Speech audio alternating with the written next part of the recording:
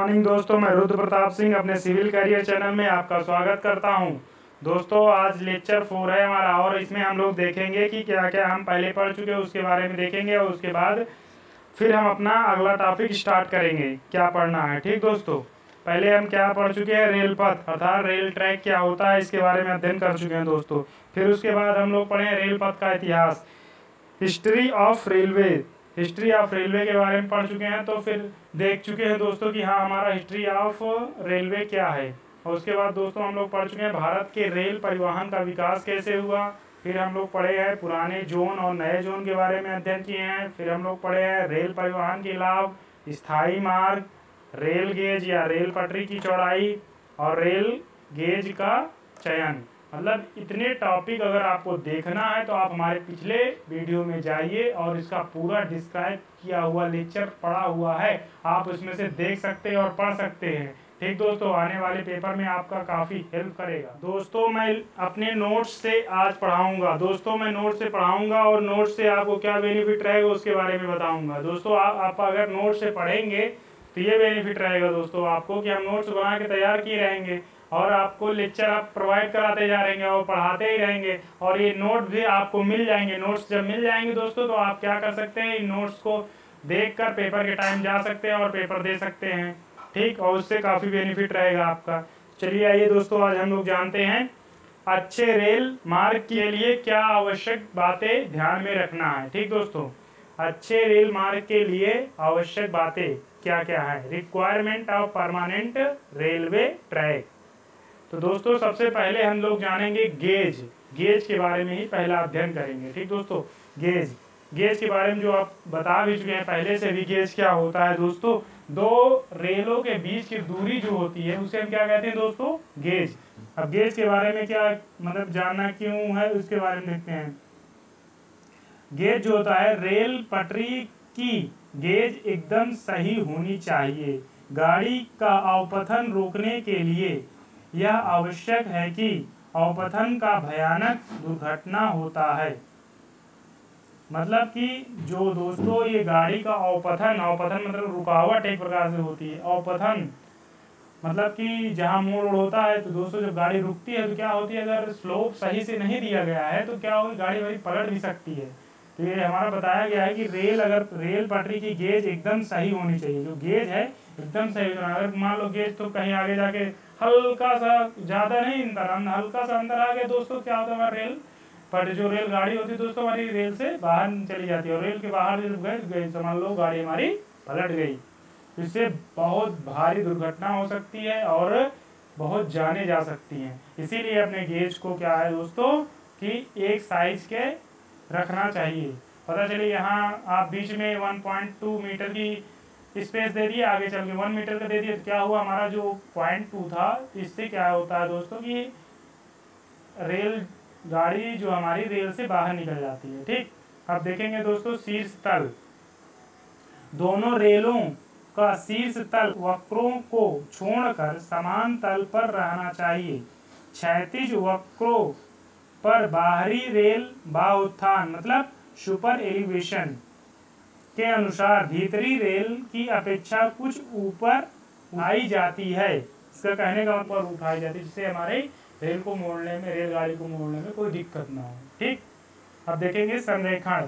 संरेखण क्या होता है दोस्तों, रेल मार्ग का संरेखण सही होना चाहिए। रेलों के शीर्ष पर लहरें जो आती है दोस्तों, लहरें, गड्ढे, ऐंठन मतलब कि गड्ढे, ऐंठन और विक्षण, गर्जन इत्यादि नहीं होना चाहिए। रेलें डोलती हुई नहीं चाहिए। रेल एकदम सीधी दिखनी चाहिए। मतलब कि रेल ऐसी ना दिखे कि ये डोलती हुई रेल दिख रही है। रेल को एकदम क्या होनी चाहिए दोस्तों, सीधी होनी चाहिए।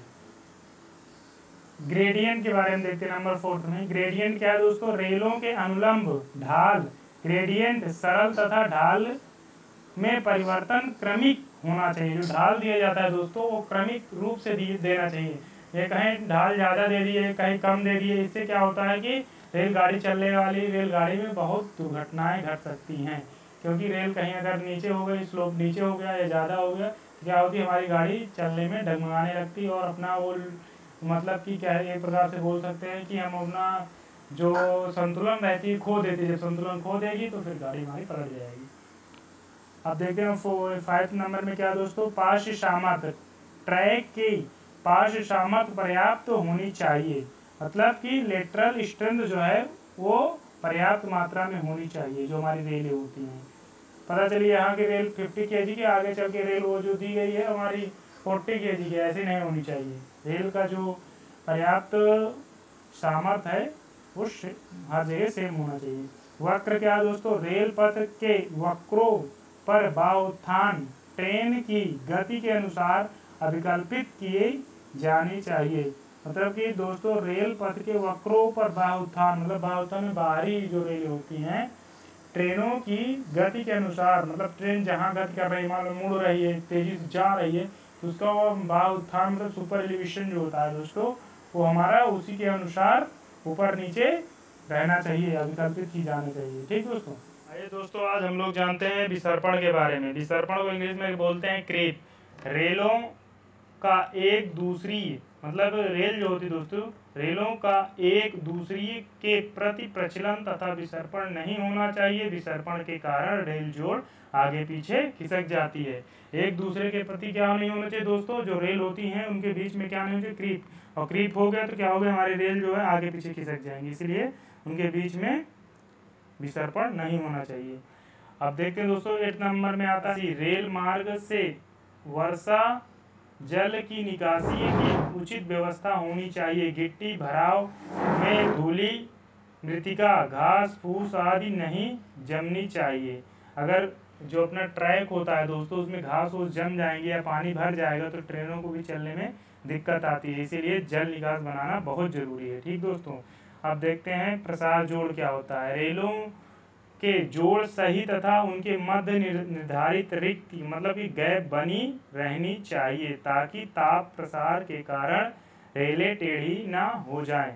दोस्तों बीच में गैप इसलिए छोड़ा जाता है दो रेलों के बीच में, क्योंकि जब हमारा ये गर्मी आता है तो क्या होती है, रेल में प्रसार होता है, वो हमारी फैलती है। रेल जो होता है आप लोग को, हम लोग को दिखेगा नहीं कि हाँ ये रेल फैल रही, अगर हल्का हल्का समय क्या होता है, खिंचाव होता है, फैलती है ठीक बाहर की तरफ।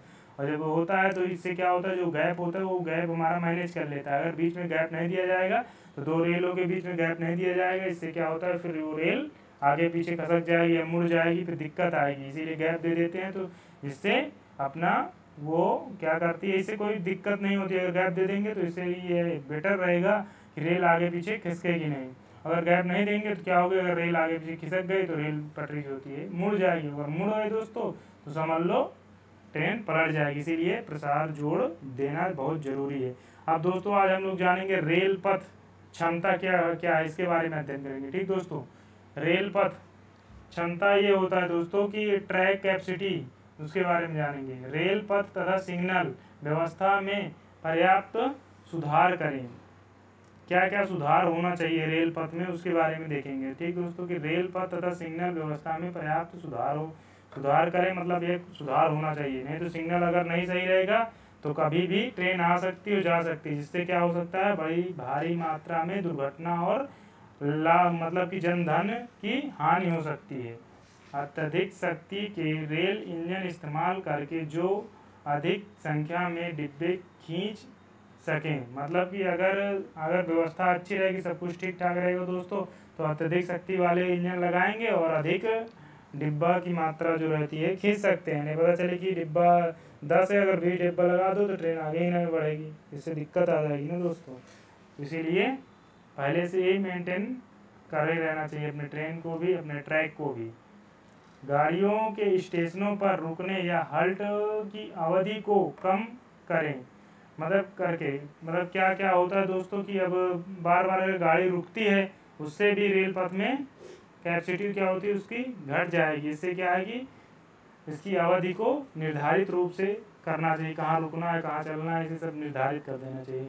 गाड़ियों की शंटिंग, मतलब कि शंटिंग अवधि की में सुधार करके। शंटिंग माने क्या होता है कि दोस्तों की अगर गाड़ी जहाँ बनने जाती है तो जो वो बना, जैसे लोको यार्ड होता है, सबका यार्ड बना दो तो इसी तरह शंटिंग यार्ड होता है, तो वहाँ जाती ही गाड़ी खड़ी होती है और उसका क्या होता है मेंटेनेंस होता है। शंटिंग इसीलिए बोला गया शंटिंग।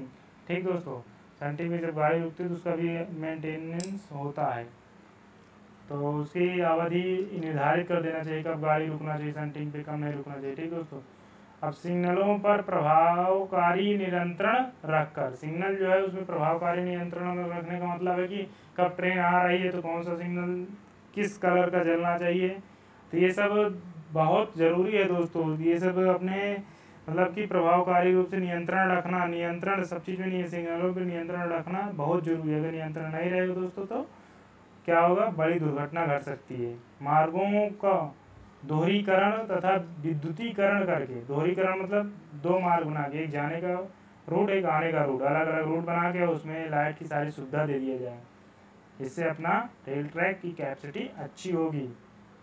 सभी खंडों ब्लॉक्स की लंबाई लगभग समान रखकर इससे रेलगाड़ियों तथा रेल कर्मचारियों पर अधिक प्रभावकारी नियंत्रण रखा जा सकता है। ठीक दोस्तों, अब आगे देखेंगे। आइए दोस्तों, आज हम लोग जानेंगे देश में विभिन्न गेज अपनाने से उत्पन्न कठिनाइयाँ क्या क्या आती हैं। Difficulty of adopt different gauge, जब कई प्रकार के गेज आ जाते हैं तो देश में क्या क्या कठिनाइयाँ आती हैं उसके बारे में अध्ययन करेंगे दोस्तों। ठीक, किसी देश में एक से अधिक रेल गेज होने से निम्नलिखित कठिनाइयाँ पेश आती हैं। क्या क्या आती हैं दोस्तों? पहली, यात्री, जो हमारे यात्री होते हैं उनके लिए क्या क्या समस्याएं आती हैं उसको देखेंगे। एक गेज से दूसरी गेज की गाड़ी बदलने पर सवारी को कष्ट होता है। क्या कष्ट होता है उसके बारे में देखेंगे दोस्तों। और समय नष्ट होता है, कष्ट भी होता है और समय भी नष्ट होता है। कुलियों को एक गेज की गाड़ी से दूसरी गेज की गाड़ी में सामान चढ़ाने के लिए अलग अलग भाड़ा देना पड़ता है। यात्रियों को इसीलिए कष्ट होता है क्योंकि कुली जो होते हैं उन्हें भाड़ा एक्स्ट्रा देना पड़ता है। एक गेज से दूसरे गेज ले जाने के लिए उन्हें एक्स्ट्रा भाड़ा भी देना पड़ता है। तो भाई किसी का भी है पैसा जाएगा तो उसे प्रॉब्लम जरूर होगी दोस्तों। फिर आइए हम लोग देखते हैं माल। दूसरे नंबर पे माल बोझे जो होते हैं, मतलब लोड जो होते हैं हमारे सामान को माल बोलता है। ठीक दोस्तों, माल बोझे को एक गेज के डिब्बों से दूसरी गेज के डिब्बों में आंतरित करने पर अतिरिक्त व्यय आता है। व्यय माने खर्च आता है, समय भी नष्ट होता है तथा माल की टूट फूट हो जाती है और सामान जो रहता है दोस्तों, माल जिसे बोलते हैं, खो जाने की संभावना रहती है। मतलब कि सामान ले जा रहे इधर उधर, कुली है, कोई छोड़ दिया सामान कहीं आधा ले गया, ट्रेन में रख गया, ट्रेन चलने वाली है, तो दिक्कत हो जाता है दोस्तों। आधा सामान छूट जाता है, आधा पहुंच पाता है। ठीक दोस्तों, अब हम लोग देखेंगे यात्रा जो है उसमें लगने वाले समय के बारे में क्या अध्ययन। यात्रा समय, यदि अलग अलग गेज पर चलने वाली सवारी गाड़ी जो है दोस्तों के ठीक कनेक्शन नहीं है तब यात्रियों को प्रतीक्षा करनी पड़ती है। अगर गाड़ी जो है दोस्तों समय पर नहीं है तो फिर क्या करेंगे, यात्रियों को क्या करने पड़ेगी, प्रतीक्षा करने पड़ेगी। अगर समझ लो दोस्तों गाड़ी 1 मिनट लेट होने लगती है, लोगों के दिलों में उलझन होने लगती है और वही जाके एकदम टाइम पर पहुंचना चाहते हैं लोग। कहीं सोच लीजिए 1 मिनट एक्स्ट्रा नहीं देना चाहते हैं। 10 मिनट हो सके तो हमेशा आदमी को 10 मिनट पहले का किसी काम के लिए निकलना चाहिए। पता चले 10 मिनट बाद निकल रहे और ट्रेन छूट गई तो क्या होगा दोस्तों।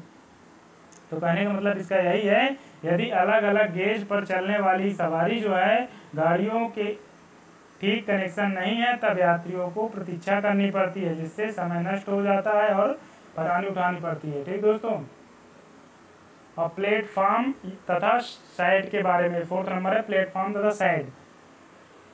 स्टेशनर बड़ी तथा छोटी गेजों के लिए अलग अलग यात्री प्लेटफॉर्म तथा यात्री माल यार्ड बनाने पड़ते हैं, मतलब इसे बोलते हैं गुड्स यार्ड। इसमें अतिरिक्त व्यय आता है, इसमें खर्च मतलब ज़्यादा होता है। ठीक दोस्तों, इंजन तथा डिब्बे, एक गेज पर फालतू पड़े हुए इंजन व डिब्बे आवश्यकता होने पर भी दूसरी गेज पर प्रयोग नहीं किया जा सकता, मतलब कि प्रयोग हम नहीं कर सकते हैं। ठीक दोस्तों, अगर एक गेज है, फालतू पड़े हुए इंजन के डिब्बे हैं, उस पर हम उपयोग नहीं कर सकते हैं, उस दूसरे डिब्बे पर रख के उसका प्रयोग नहीं कर सकते हैं। आइए दोस्तों 6 नंबर में है अनुसरण भार। अनुसरण भार क्या होता है दोस्तों? जंक्शन स्टेशनों पर सिग्नल, साज सामान इत्यादि के रख रखाव तथा मरम्मत का कार्य 2 गुना बढ़ जाता है। इसमें अनुसरण में क्या होता है दोस्तों? रख रखाव जिसे बोलते हैं, इसमें इसका खर्च अधिक लगने लगता है। ठीक, गेज अलग अलग प्रकार के रहेंगे तो अलग अलग प्रकार के जंक्शन बनाए जाएंगे। जो साज सज्जत मतलब साज सजावट के लिए अधिक खर्च आएगा, सिग्नल अधिक लगेंगे, मतलब कुल मिला के खर्च अधिक आने लगता है। आपात स्थिति 7 नंबर में, युद्ध काल तथा आपात स्थिति में सैनिकों तथा अन्य सामान्य को विभिन्न गेजों के कारण समय पर पहुंचाने में विलंब हो सकती है, मतलब समय पर पहुंचाने में देरी होने लगती है। ठीक दोस्तों, संचालन कठिनाई क्या क्या आती है? विभिन्न गेजों के रख रखाव तथा गाड़ियों के संचालन में काफी दिक्कतें आती हैं। ठीक दोस्तों, अब देखेंगे अंतरण।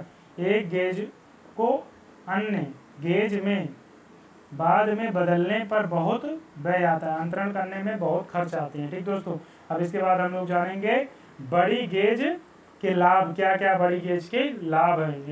Benefit of adopt bigger gauge, bigger गेजों का क्या क्या बेनिफिट है उसके बारे में। अधिक तेज गाड़ियां, बड़ी गेज पर अधिक गति से गाड़ियां चल सकती है। पहला बेनिफिट रहता है दोस्तों कि बड़ी गेज पर गाड़ियां अधिक तीव्र मतलब स्पीड अधिक चला सकते हैं हम लोग। तो छोटी लाइन पर क्या होता है दोस्तों? छोटी लाइन पर गाड़ी 80 किलोमीटर प्रति घंटे से अधिक नहीं चलाई जा सकती है, जबकि बड़ी लाइन पर 120 किलोमीटर प्रति घंटे से भी अधिक गति पर हम लोग चला सकते हैं। हम लोग का मतलब ये नहीं कि सब लोग चला सकते हैं, लोगो पायलट। ठीक दोस्तों, अब देखें दूसरे नंबर में क्या है दोस्तों? अधिक यातायात, बड़ी लाइन पर बड़े आकार के सवारी मतलब कि बड़े आकार के सवारी तथा माल डिब्बे प्रयोग किए जाते हैं, जिससे एक समय में अधिक यात्री या माल ढोया जा सके। ठीक दोस्तों, मितव्ययी, ट्रेनों का संचालन व्यय ऑपरेशन कॉस्ट जो होता है दोस्तों कम आता है, और सुविधाएं जो होती हैं दोस्तों क्या है? यात्रियों को सफर में अधिक सुविधाएं प्रदान की जा सकती हैं। जानते हैं चल स्टॉक क्या होता है। रोलिंग स्टॉक के बारे में अध्ययन करेंगे। रोलिंग स्टॉक में क्या क्या आते हैं उसके बारे में देखेंगे। मेन इसमें से पढ़ेंगे दोस्तों, और सब पढ़ना जरूरी नहीं है मगर मेन पढ़ना बहुत जरूरी है। अब देखेंगे चल स्टॉक में मेन क्या आता है। पहले आएगा हमारा लोकोमोटिव इंजन जो होता है, इसके बारे में पढ़ेंगे दोस्तों। फिर कोचिंग स्टॉक बोगी के बारे में पढ़ेंगे। फिर गुड्स स्टॉक वैगन के बारे में पढ़ेंगे दोस्तों। इस तीनों के बारे में जरूर पढ़ेंगे। अब एक मतलब कोचिंग स्टॉक में क्या क्या आता है? यात्री कोच आता है अलग से, वैगन अलग से आता है। ठीक दोस्तों, वैन में क्या क्या आता है दोस्तों? मेल आता है, बोझा आता है, पर मतलब कि पार्सल आता है, और ब्रेक आता है। और इसमें क्या आता है? लोकोमोटिव इंजन में वाष्प आता है, डीजल आता है और विद्युत आता है। अब इधर देखेंगे गुड्स स्टॉक में क्या आता है, और इसमें हमारा आता है छत वाली और ऊपर से खुली हुई आती है। और फिर ऊपर से खुली हुई में आएगी पूर्ण खुली होनी चाहिए, कि ऊंची किनारी वाली खुली होनी चाहिए, और कि नीची किनारी वाली खुली होनी चाहिए। इसमें ये सब आएंगे, और इसमें सब ये आएंगे, और इसमें ये आएंगे। मगर हमें पढ़ना क्या मेन है? मेन ये तीनों पढ़ना है। ठीक दोस्तों, लोकोमोटिव इंजन के बारे में पढ़ना है, कोचिंग स्टॉक बोगी के बारे में पढ़ना है, गुड्स स्टॉक वैगन के बारे में पढ़ना है। ठीक दोस्तों, आज हम देखते हैं लोकोमोटिव यार्ड क्या होता है, लोकोमोटिव इंजन क्या होता है, इसके बारे में देखेंगे। रेलगाड़ी को खींचने वाले इंजन को लोकोमोटिव कहते हैं। समझ में आया दोस्तों? रेलगाड़ी को जो खींचता है उसे इंजन को क्या कहते हैं? लोकोमोटिव कहते हैं। जब यह वाष्प की शक्ति से चलता है, इसमें स्टीम लोकोमोटिव। जब डीजल तेल से चलता है तो डीजल लोकोमोटिव, और जब विद्युत से चलता है तो इसे विद्युत लोकोमोटिव कहा जाता है। ठीक दोस्तों, कहने का मतलब समझ में आया आपको? लोकोमोटिव रेलगाड़ी को खींचने वाले इंजन को लोकोमोटिव कहते हैं। लोकोमोटिव किसे कहते हैं? लोकोमोटिव रेलगाड़ी को खींचने वाले इंजन को कहते हैं। जब यह वाष्प की शक्ति से चलता है तो इसे स्टीम लोकोमोटिव कहते हैं। जब यह डीजल तेल से चलता है तो इसे डीजल लोकोमोटिव कहते हैं। और जब यह विद्युत से चलता है तो इसे विद्युत लोकोमोटिव कहते हैं। डीजल व विद्युत लोकोमोटिव अधिक शक्तिशाली होते हैं, अतः अधिक बोझा ढोने की क्षमता रखते हैं। अब बोगी के बारे में देखेंगे दोस्तों। बोगी क्या होती है? बोगी या कोच के बारे में पढ़ेंगे दोस्तों। यात्री डिब्बे यात्रियों की सहूलियत को ध्यान में रखते हुए काफ़ी सुविधाजनक बनाए जाते हैं। रेल परिवहन के शुरू काल में यात्री सीटें के रूप में होती थी। अब वातानुकूलित यात्री डिब्बे भी एक्सप्रेस गाड़ियों में बनाए जाते हैं या लगाए जाते हैं। ठीक दोस्तों, सीटों की पहचान के लिए इनका संख्याकरण कर दिया जाता है। सीटों की पहचान के लिए इनका संख्याकरण कर दिया जाता है। खिड़कियों के रास्ते लोगों को घुसने से रोकने के लिए यात्री सुरक्षा की दृष्टि से इन पर लोहे की ग्रिल लगा दी जाती है। आप देखेंगे दोस्तों वैगन के बारे में। माल ढोने के डिब्बे माल की किस्म व आकृति के अनुस्वरूप कई प्रकार की होती हैं। कोयला, इस्पात, लकड़ी के स्लीपर ढोने वाले डिब्बे प्रायः ऊपर से खुली छत वाले होते हैं। तेल पेट्रोल ढोने वाले डिब्बे सामान्यतः सिलेंड्रिक प्रकार के, मतलब एक सिलेंडर के प्रकार के होते हैं, जिसमें विशेष सिले व वाल लगे होते हैं ताकि द्रव के हस्तन काल में क्षति या लीकेज न हो। वर्षा आदि से नष्ट हो जाने वाले माल को छत वाले बंद वैगनों से ढोया जाता है। माल ढोने के लिए अब बॉक्स की तरह जो होता है दोस्तों से बोलते हैं, और उसको उसकी सहायता से ढोया जाता है, जो बॉक्स की तरह बंद होता है। बॉक्स और बीसीएन और बीटीपीएन माल वैगन लगाए जाते हैं। दोस्तों ये हमारी फर्स्ट चैप्टर का लास्ट वीडियो था दोस्तों। अब इसके बाद जो दोस्तों आएगा वो इम्पोर्टेंट क्वेश्चन का वीडियो आएगा। दोस्तों आप लोगों ने ये हमारी वीडियो यहाँ तक देखी, उसके लिए बहुत बहुत धन्यवाद दोस्तों। आप अपने चैनल सिविल कैरियर को लाइक, शेयर एंड सब्सक्राइब करें। धन्यवाद दोस्तों।